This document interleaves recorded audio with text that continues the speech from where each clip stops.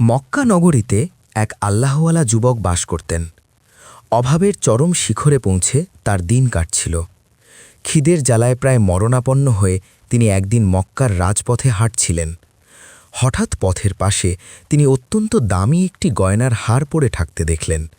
সাধারণ মানুষ হলে হয়তো একে খিদের দোহাই দিয়ে ভোগ করত, কিন্তু ওই যুবক তা তুলে নিয়ে হারাম চত্বরে চলে গেলেন। সেখানে গিয়ে দেখলেন এক ব্যক্তি হারানো সেই গয়নাটির সন্ধানে আর্তনাদ করছে। যুবকটি তথ্য যাচাই বাছাই করে হারানো মালিককে গয়নাটি বুঝিয়ে দিলেন। বিনিময়ে মালিক যখন তাকে বড় অঙ্কের পুরস্কার দিতে চাইল, যুবকটি অত্যন্ত বিনীত হয়ে তা প্রত্যাখ্যান করলেন। তিনি মনে মনে বললেন, হে আল্লাহ, আমি এই আমানতটুকু কেবল আপনার খুশির জন্য ছেড়ে দিলাম। আপনি আমাকে এর বিনিময়ে আরও উত্তম কিছু দান করুন। কিছুদিন পর জীবন নির্বাহের তাগিদে যুবকটি সমুদ্রপথে সফরে বের হলেন। কিন্তু মাঝ সমুদ্রে হঠাৎ তুফানের কবলে পড়ে নৌকাটি ডুবে গেল।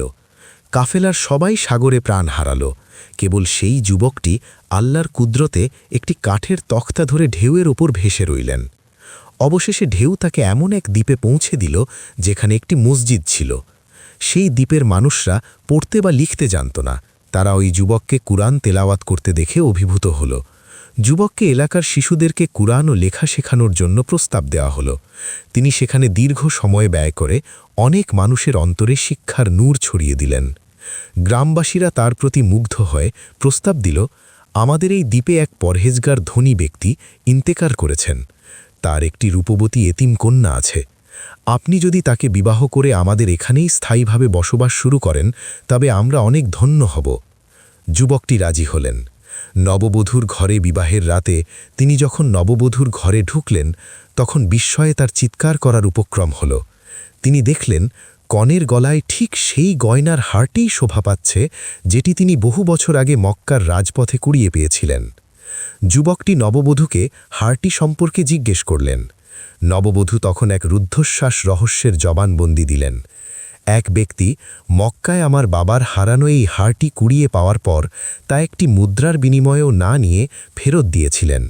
তখন থেকেই আমার বাবা আল্লাহর কাছে দোয়া করতেন, হে আল্লাহ, মক্কার সেই পরম সৎ মানুষটিকে ছাড়া আমার মেয়ের বিয়ের জন্য দ্বিতীয় আর কোনো মানুষ আমার কাম্য নয়। তার সাথেই যেন আমার মেয়ের বিয়ে হয়। যুবকটি তখন বলে উঠল, আমিই সেই ব্যক্তি। বিপদে পড়ে সত্যের জন্য কোনো কিছু ছাড়লে আল্লাহ তাআলা তা কয়েক গুণ বাড়িয়ে উত্তম মাধ্যমে বান্দাকে ফেরত দেন।